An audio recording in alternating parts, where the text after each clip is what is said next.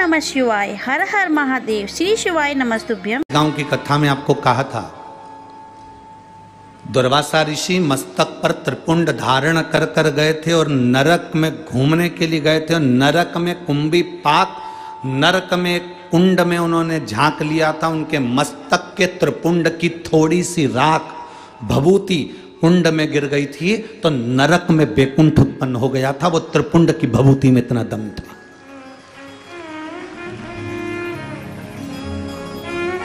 शिवजी पे चढ़ी हुई भभूत में इतना दम था।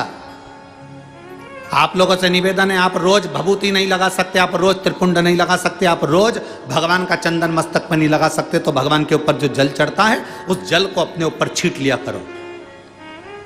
24 घंटे एनर्जी रहेगी, 24 घंटे बल।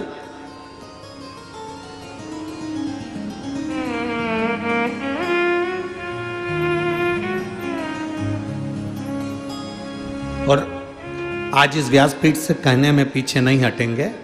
हम तो इतना जरूर कहेंगे, अगर कोई व्यक्ति बीमार है, हॉस्पिटल लेकर जा रहे हो, लग रहा है कि इसको बड़ी बीमारी की आशंका है, इसका किडनी लीवर डैमेज हो चुका है, इसको कहीं कैंसर जैसा रोग दिख रहा है, इसके शरीर में कोई ना कोई बड़ी बीमारी डॉक्टर बोल सकता है, तुम्हें लग रहा है कि घबराहट हो रही है, भय लग रहा है कि मैं डॉक्टर को दिखाने नागपुर जा रही हूँ, मैं डॉक्टर को दिखाने के लिए चंद्रपुर जा रही हूँ, मैं डॉक्टर को दिखाने के लिए यवतमाल जा रही हूँ, मैं डॉक्टर को दिखाने के लिए यहाँ जा रही हूँ, और तुम्हें लग रहा है कि कहीं कोई बड़ी बीमारी ना आए, तो हमारा निवेदन है, सबसे पहला काम करना, हॉस्पिटल डॉक्टर को दिखाने से पहले शंकर के मंदिर में जाना, एक लोटा जल समर्पित कर कर आचमन करना, एक बेलपत्री उठाना, तुम खाओ तो ठीक, ना खाओ तो ठीक, उसको पर्स में डालना या जेब में रखना और उसको लेकर हॉस्पिटल तक जाना और कुंदकेश्वर महादेव का नाम लेकर जाना। कभी बड़ी बीमारी नहीं निकल सकती।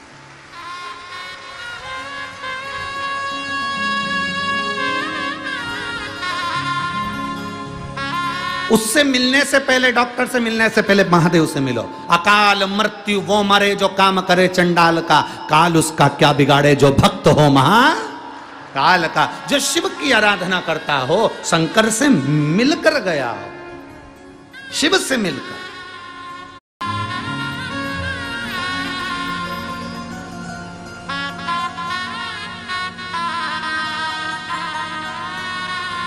बहुत बड़े डॉक्टर को फाइल दिखा दी, फिर छोटे छोटे डॉक्टरों से जाकर कह दो हम बड़े डॉक्टर मुंबई गए थे, वहां ये डॉक्टर को दिखाकर, बड़े हॉस्पिटल का नाम ले दो, हमने वहां दिखाया। फिर छोटे डॉक्टर को दिखाओ, छोटे तुम्हारे गांव के, तुम्हारे शहर के हॉस्पिटल में जाकर दिखाओ। वो फाइल देखते से ही कह देगा, अरे ये तो माँ के हॉस्पिटल की है। फिर वो करेगा, जब तुम माँ दिखाया है तो फिर हम थोड़ा बहुत ट्रीटमेंट देख लेते। फिर उसने थोड़ा बहुत ट्रीटमेंट दे दिया। उसी तरह हॉस्पिटल जाने से पहले तुम जब शिवालय तक चले जाते हो, शंकर के मंदिर चले जाते हो, बड़े डॉक्टर से मिल लेते हो। इससे बड़ा डॉक्टर कौन होगा? तुम ईमानदारी से बोलो, जो अपने ससुर का सिर काटकर बकरे का मुंह लगा दे। कितनी जोरदार प्लास्टिक सर्जरी है।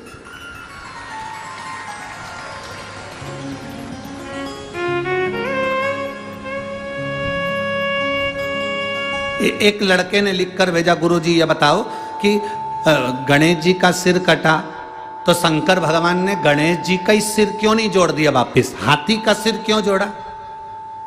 तो हमने कहा ये तो कोई भी कर लेगा, हाथ टूटा हाथ कोई भी जोड़ देगा, पर हाथ की जगह पांव तो लगा के बता, तब मालूम पड़ेगा कि सही सर्जरी हुई कि नहीं हुई।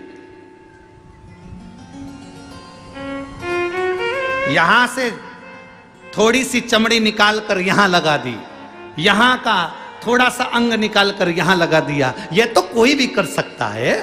सिर कटा वही की वही सिर तो कोई भी जोड़ सकता है, पर दिक्कत जहां लोगों को लगती है, लोग कहते हैं सनातन धर्म पर उंगली उठाते उठाते, तुम्हारे भगवान ने सिर काटा था, वही की वही सिर क्यों नहीं जोड़ दिया, हाथी का सिर क्यों लगाया? हमारा कहने का मतलब केवल इतना सा है, किसी मनुष्य के शरीर पर हाथी का मुंह जोड़कर अब समझे कि प्लास्टिक सर्जरी इसको कहते हैं, और वो भी जिंदा।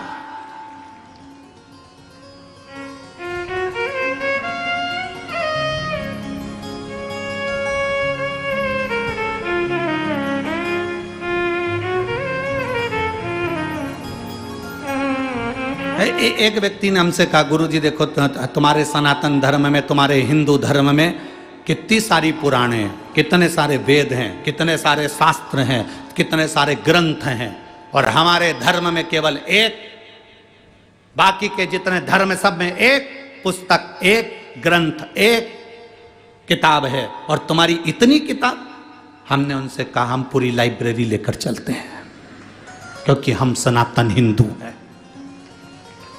पूरी लाइब्रेरी लेकर चलते हैं, साथ में होना चाहिए, लाइब्रेरी हमारी है। एक पुस्तक टांग कर क्या करें, लाइब्रेरी हमारी है। हम विष्णु पुराण भी पढ़ते हैं, हम गर्ग संहिता भी पढ़ते हैं, तो हम सब कुछ पढ़ते हैं, कोई चीज नहीं छोड़ते, कोई चीज क्या छोड़े। तुम्हारे हाथ में किसी संत की पुस्तक आ जाए तो उसको भी पढ़ो, किसी वेद पुराण शास्त्र ग्रंथ जो आया उसका अध्ययन होना चाहिए, उसका अध्ययन हो।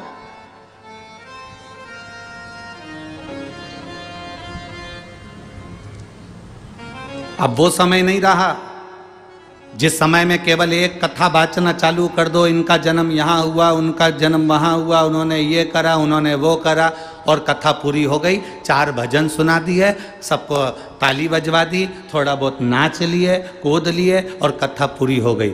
शिव महापुराण में तो इतना समय भी नहीं होता कि एक भजन की जगह 2 भजन गा लिया जाए। एक भजन के लिए भी थोड़ा सा समय बीच में फंसाना पड़ता है, तब जाकर कोई भजन हो पाता है, नहीं तो वो कथा इतनी लंबी तक चल जाती है कि आपके भीतर शिव तत्व कैसे प्राप्त हो। हम जिसके लिए आए, हम जिस परमात्मा को प्राप्त करने के लिए आए, हम जिसके दरवाजे पर आए हैं, वो हमें कैसे मिले। हम गुरु के दरवाजे पर जाएं, और उस गुरु के दरवाजे पर जाएं, तो हम अगर गुरु के दरवाजे पर पहुंचे, भले हमारा गुरु वहां सामने नहीं हो, पर गुरु ग्रंथ भी अगर वहां पर है, तो उस ग्रंथ में गुरु का दर्शन होना चाहिए। उस ग्रंथ में गुरु का दर्शन हो तो समझ लेना कि तुम्हारा गुरु के दरवाजे जाना सार्थक हुआ, तुम्हारा गुरुद्वारे जाना सार्थक हुआ। तुम मंदिर में जाओ, और मंदिर में जाने के बाद तुम अगर भगवान को जल चढ़ाते समय तुम्हारे भीतर की इंद्रियां आनंदित ना हो जाए, तो तुम्हारा फिर मंदिर जाना व्यर्थ है। वहां आनंदित होना चाहिए कि मैंने जल चढ़ाया तो मेरी इंद्रियां आनंदित हुई।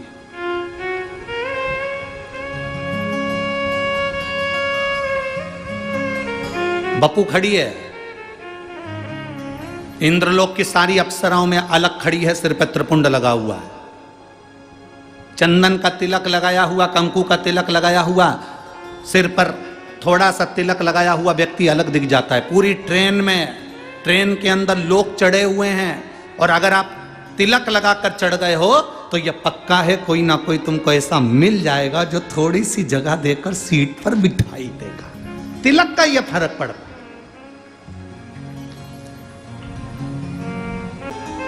आप थोड़ा सा तिलक लगाए, आपको सम्मान मिलेगा। बहुत बहुत हम कहेंगे आप लोगों को थोड़ी सी काली मिर्ची भी लग सकती है, क्योंकि हमारी बात से लोगों को जरा काली मिर्ची लाल मिर्ची थोड़ी ज़्यादा लगती है। हम कहेंगे आप लोगों को थोड़ा सा लग सकता है। बोल दूं क्या? बोलो, जम के तो बोलो, बोल दूं।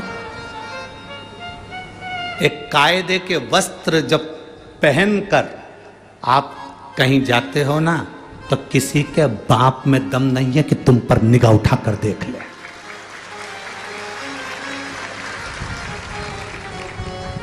जब वस्त्र कायदे का नहीं होता तो लोग फायदा उठाते हैं।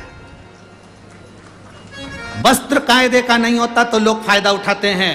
घाव पांव में है तो डॉक्टर से पूछना कि पट्टी क्यों बांधता है।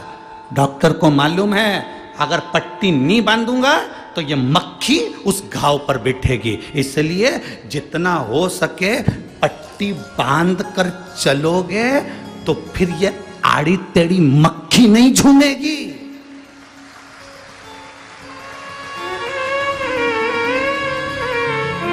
मक्खी झूमती तब है जब घाव दिखते हैं, जब हमारा शरीर नजर आता है।